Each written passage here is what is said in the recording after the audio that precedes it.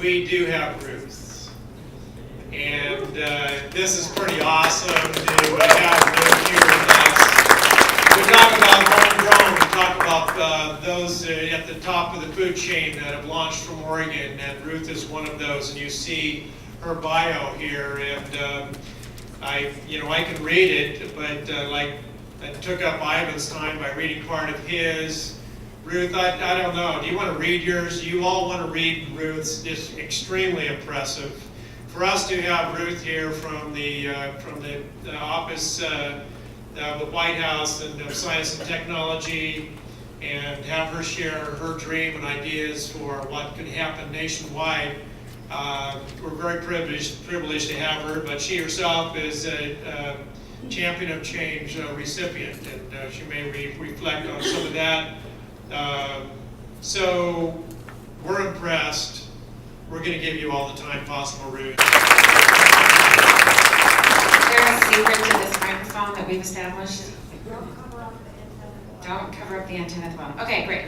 So while we're having the tech team set up the laptop here, I will caveat that this is the first time I've attempted to set up a White House issue laptop on anyone else's machines. So there's significant things you are not able to do with White House machinery, which I have learned in the last month. It's very interesting. Never send me a doodle poll, by the way, because I can't open it. So anyway, I do have a very, very long Oregon history, and I grew up in Oregon. I went to high school at State and Union High, which I often compare with the movie Footloose, and very, very small high school, about 600 students, and went to Lewis and Clark College, graduated from Lewis and Clark. They happen to be having their reunion weekend this weekend, and I'm on their board of alumni, or at least I was, and so I'm going to stop by there. But interestingly enough, my entire journey in anything related to STEM started right here when I took a position at Girl Scouts of what was at the time Columbia River Council. And Wells is wearing the very first Girl Scouts robotics team, first year of ORTOP fleece vest that we got Columbia Sportswear to donate for all the girls, because we wanted to make it clear to everyone at that first time event that they looked out and they saw a sea of girls. This was not a boys event that we needed to add girls to. This was an event for boys and girls, and that was from day one, and ORTOP has done a great job of that ever since. So there's a lot of people here who've known me for a long, long time, and for those of you that were the origins of ORTOP, we're going to take a little photo at the end. But the first thing I want to do is I always tweet all my audiences, and you guys have all been sitting, so everybody stand up. Okay, so I'm going to put the microphone down for this, but we're going to do a wave with a pano. So that means you got to like wave, okay, and go with the phone, and you know, some excitement here because I have a lot of Twitter followers, so you will look really foolish. So.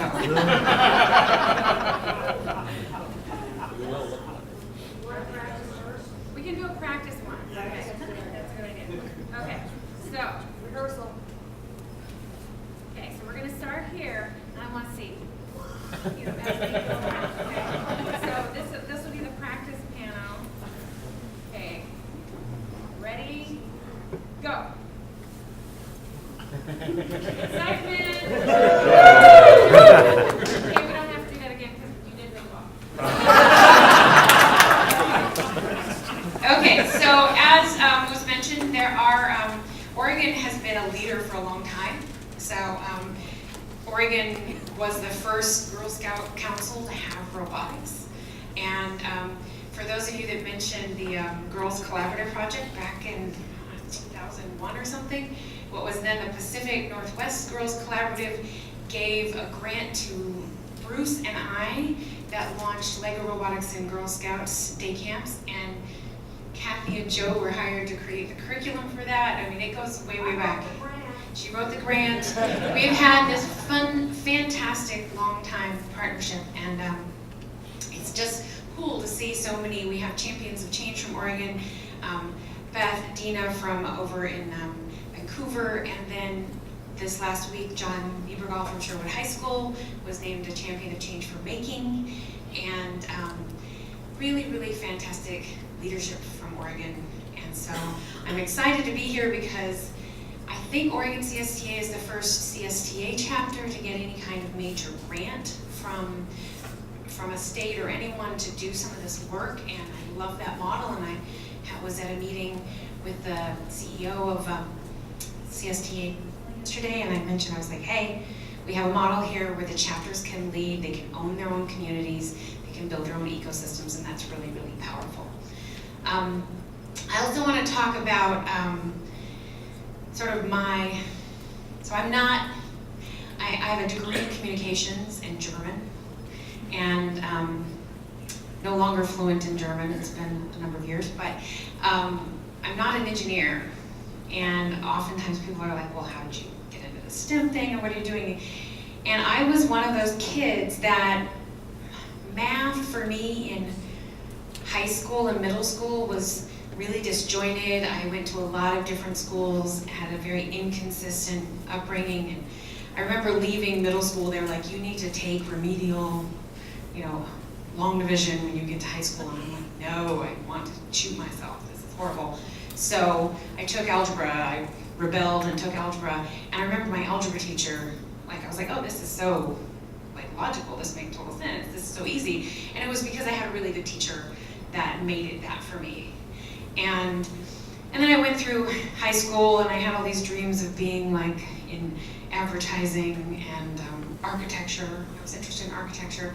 And I went to Lewis and Clark, and that's where I got hit by the feminism bug, because I took this Rhetoric of Women course from Dr. Jean Ward, and I learned about all these women that I had never heard of. I'm like, how am I a sophomore in college and I've never heard these women's names or really understood what they had contributed to history or to our world, and that's kind of criminal. And I called my sister who was in high school. I'm like, go to Mr. Hoffa's office and tell him you want to know.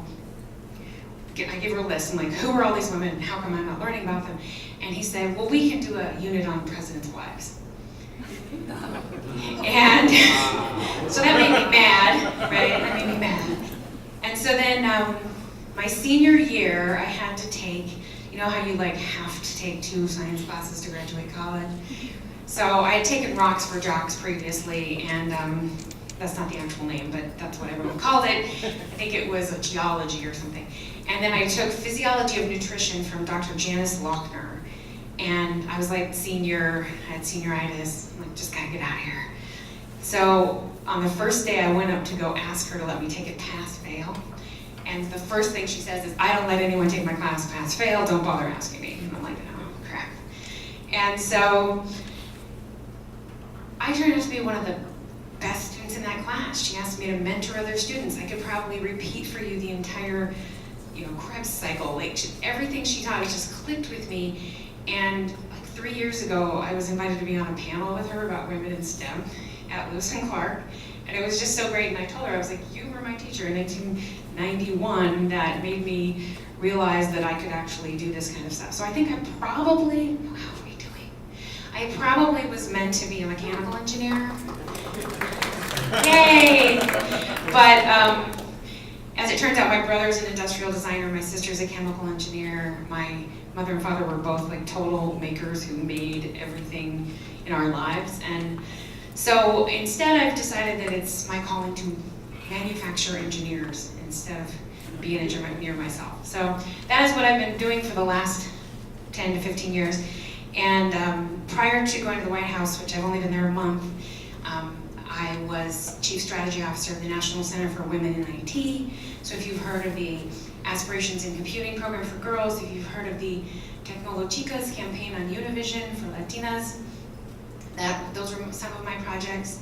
And prior to that, I was Girl Scouts of the USA and doing robotics and all kinds of programs with them. So now we have slides. We're excited? Yes, and I have a slide person. Okay. So this is me, and I'm going to give these slides to Joe so that you don't have to worry about all the links and things. They're very long government links. Also can't use Bitly, so maybe we can. I haven't figured it all out yet. But go back one.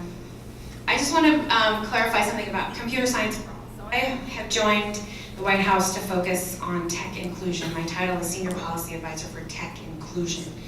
And computer science for all really does mean for all. And that's why I'm there, and that's what my focus is, and that equity has to be a foundational part of how we do this. If we do this wrong, it's wrong for a really long time.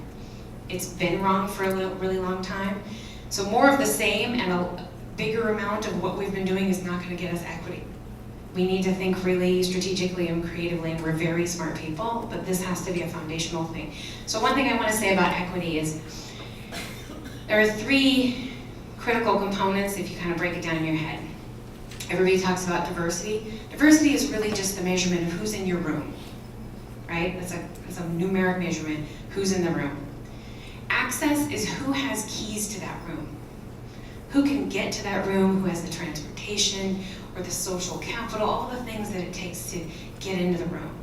And then inclusion, which I think is the most critical part, is who feels welcome in the room.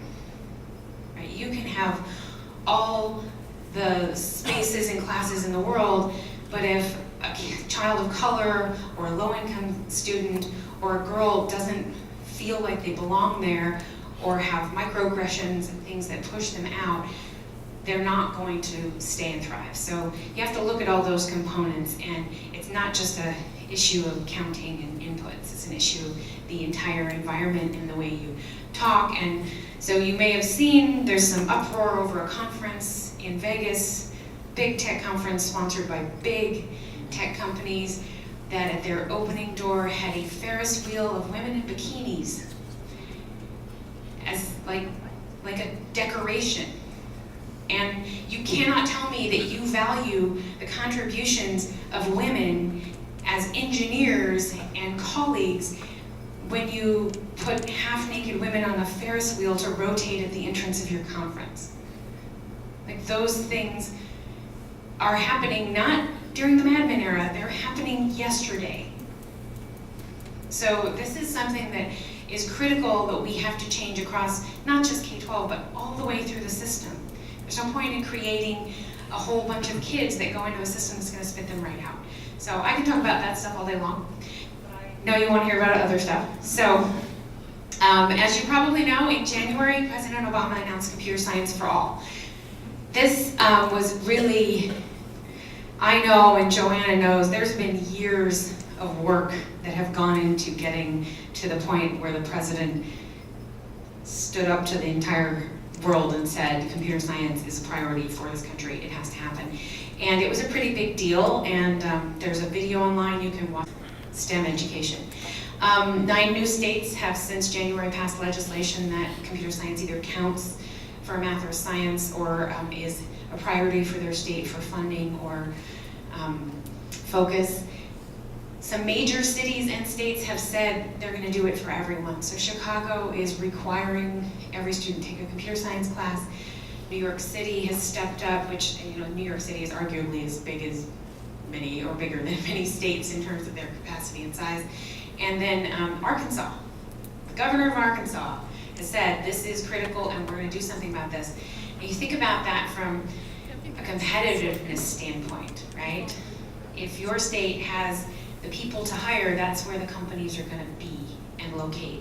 So Arkansas is like, hey, we're going to do this thing, and they are really committed to it.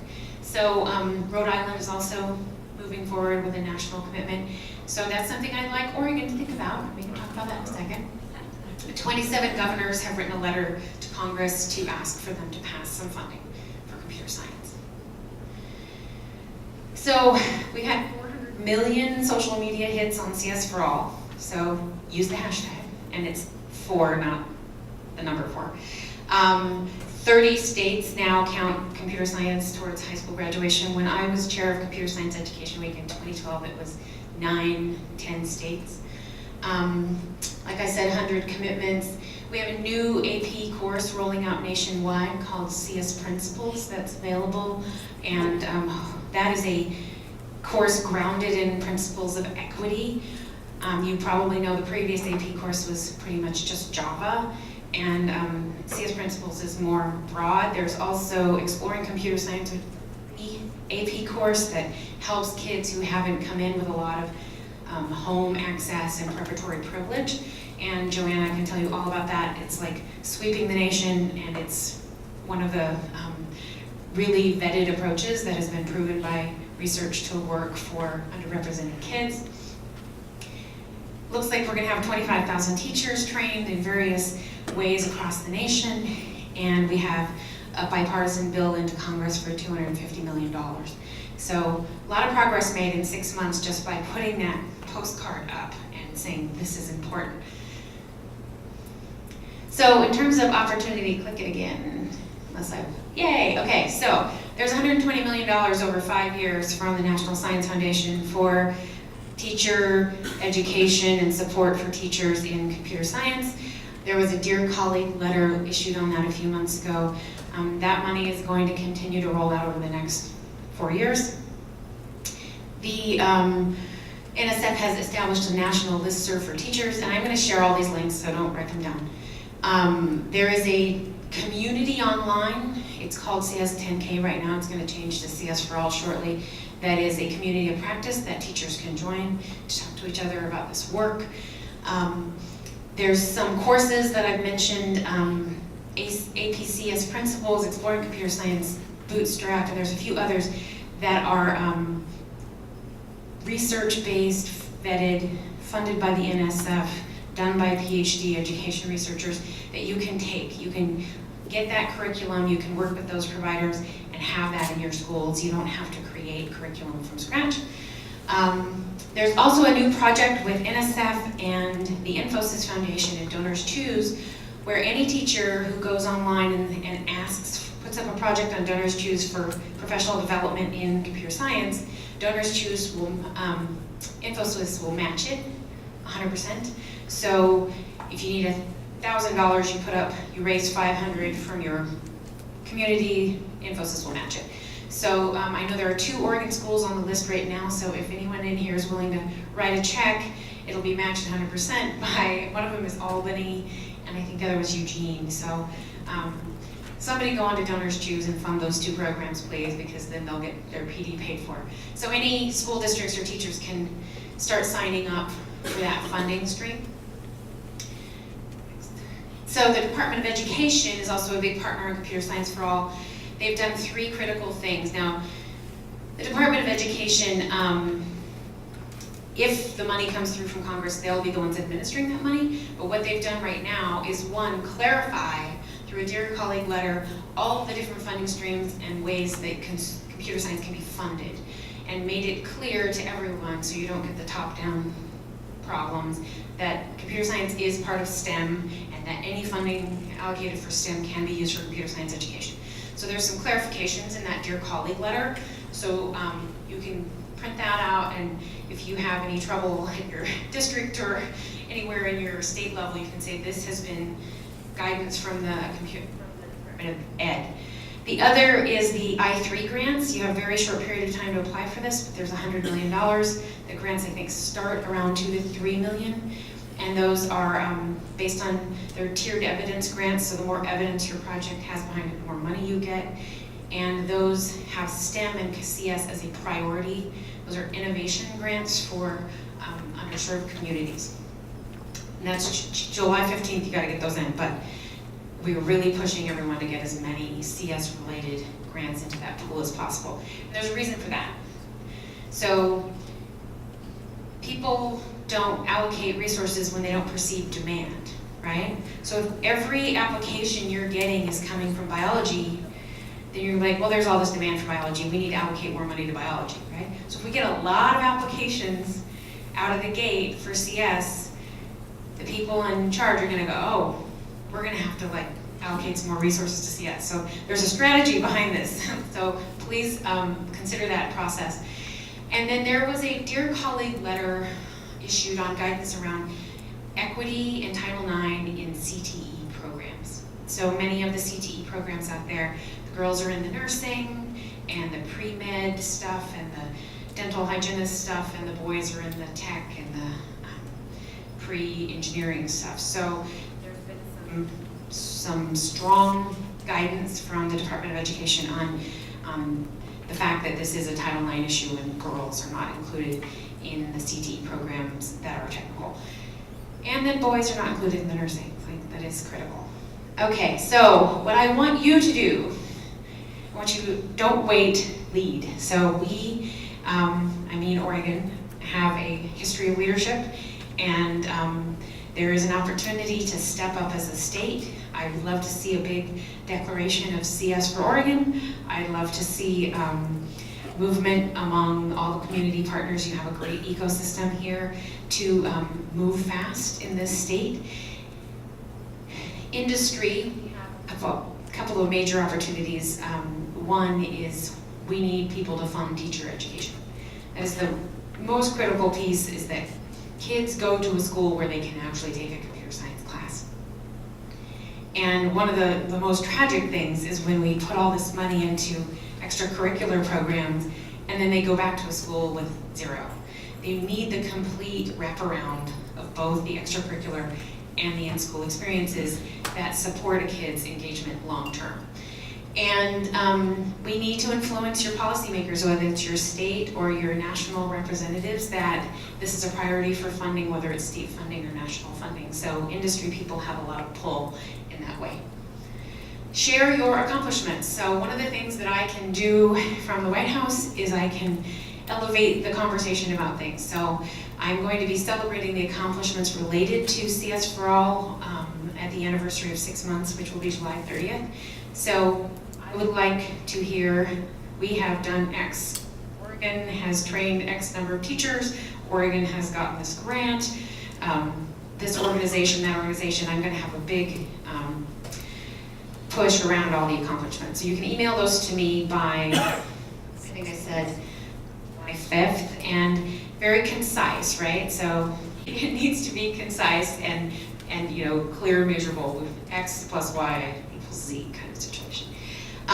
You can also make a commitment. So when we do things at the White House, we have commitments from communities that we can elevate, and we have events. So we're going to push for more CS commitments around the fall for back to school. So until August 19th, the commitment form is open, and any organization, whether it's a school district or a state or a partnership, can make a commitment. So here's a hypothetical commitment for the state of Oregon, that a coalition of companies come together to fund a CS teacher to be trained in every single school in the state by the end of 2017.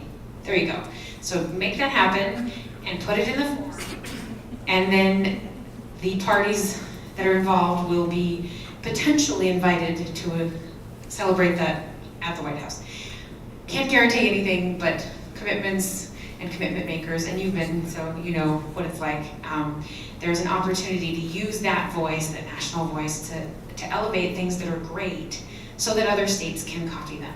So we want other states to copy Oregon, which means Oregon needs to get out and lead. And you can go one more click there. I think you're at the end. Oh, my foolish, I tried to turn off the broadband or whatever it's doing. I have not used a PC in like 15 years, so this is also an issue. Okay, in any case, the next slide is really just my contact information. So I'm trying to get to, I can't get the cursor for some reason. Oh, okay, well, frustrating. Anyway, I'm gonna share this show so that everybody has my email address and my other information on how you can reach us. But we are definitely interested in seeing, yay, okay, one more then. There you go, there's my contact information. Seeing movement and excitement from the states and from the regions.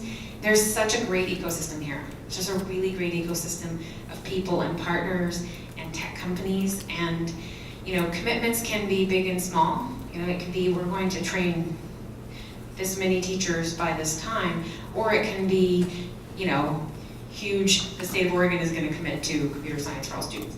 So obviously I like the bigger is better, but all commitments are considered. Do I have any time for questions?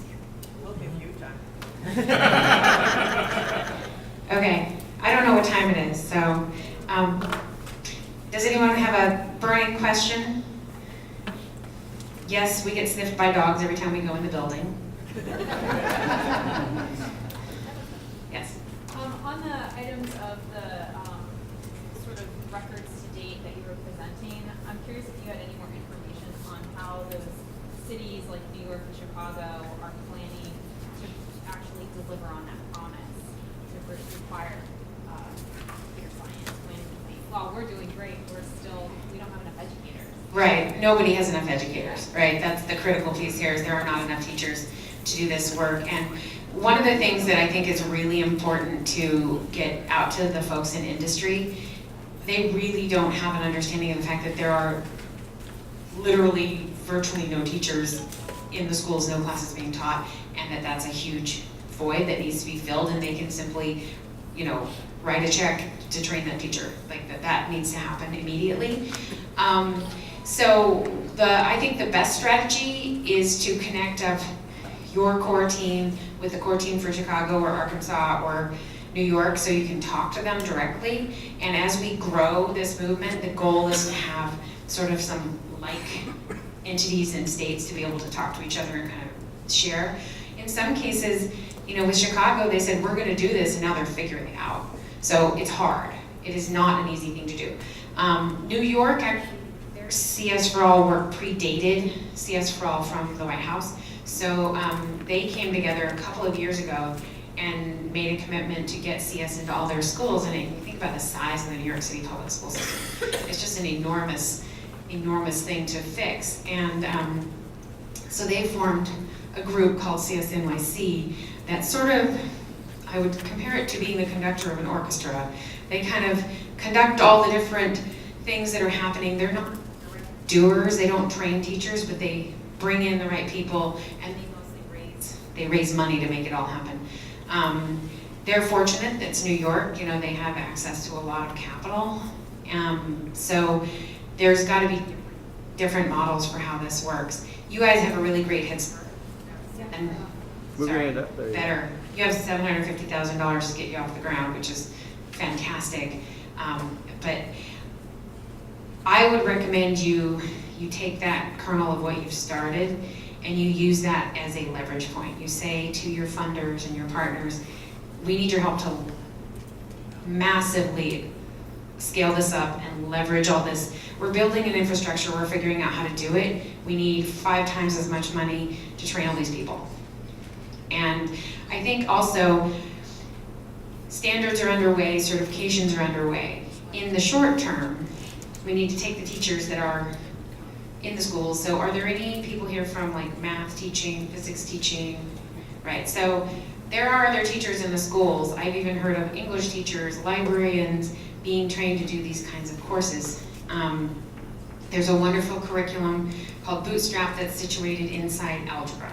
So it doesn't add head count, it doesn't cost you an additional teacher, and it supports algebra. So there's some creative ways to do this to get a running start on it, because it's going to be a while before we have a pre-service teacher pipeline, before we have the slot in the agenda for a full complement of computer science classes. And one of the things that you have to kind of back up on is there's all kinds of like super person stories. Oh, this kid just came in, took APCS, and now he's got a job on Facebook, and he's, you know, didn't even go to college. Amazing, amazing, amazing. That's a tiny percentage.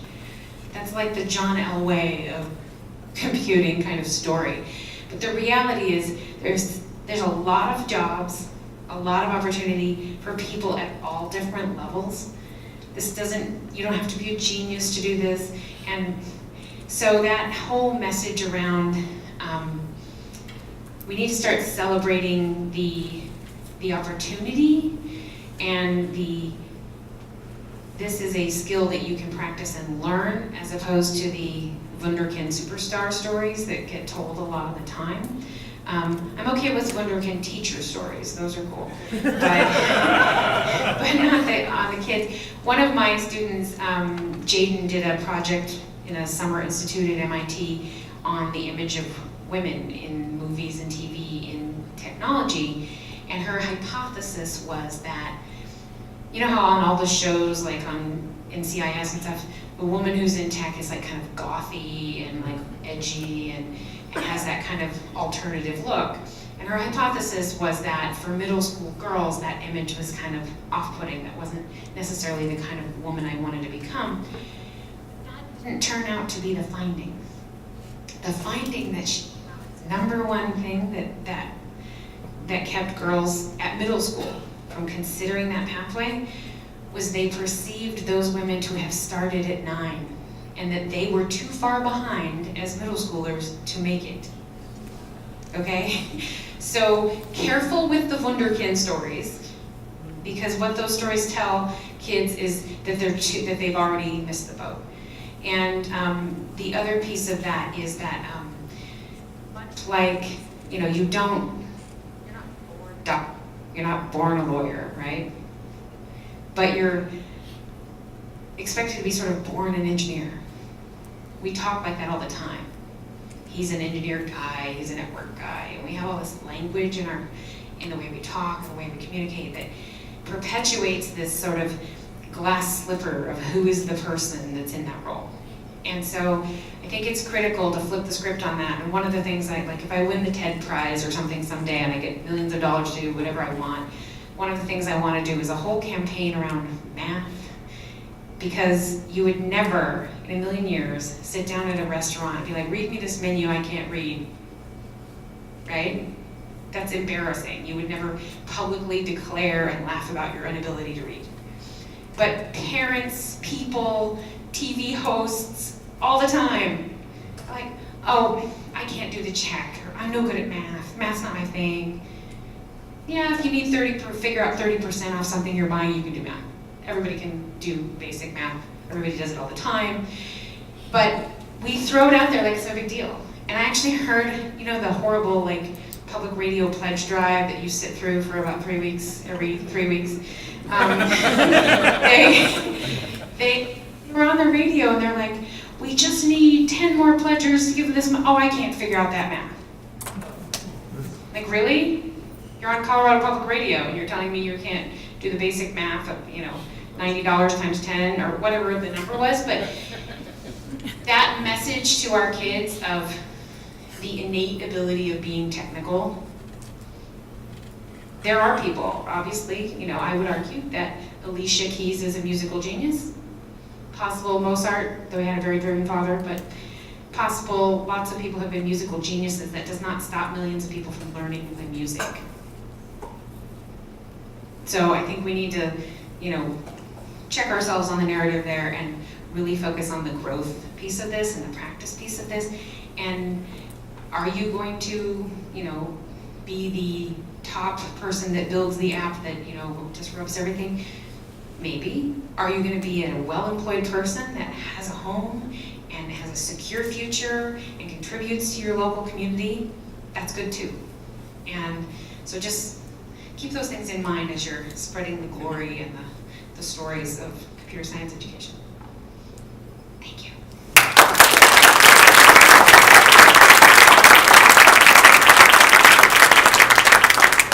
Thank you, Ruth, and you can just pass the word to Barack that we fixed his computer. Donald also texted me earlier, and I was wrong. He said it was actually tremendous, not ridiculous. But this was awesome. We heard it right from the top today about funding, about opportunities. OCSTA can tap into the resources just described. Very exciting. Thank you, Mentor, for hosting us today. Harry, great job. It was great facility. OCSTA.org will have some of these resources that you saw here this morning. But leave you with, well, folks, again, most of us are leading this organization, our teachers, with a day job. And how about if someone might know a grant writer that we could borrow for a couple of years? Yes. Because the resources appear to be there. That would be awesome. So, leveraging the assets. Thank you, Mark, for really bringing that to the forefront here, and that's what we hope to do. There will be another symposium coming to an email near you in the future, because this was appeared to be a success this morning. Speaking of emails, you will have an opportunity to make your email available to networking so that we can continue the conversation. There will be a follow-up email for evaluation and so forth. Team, did I forget anything? You have a printed list on the bottom of your dance card. I did forget things. Have a great afternoon.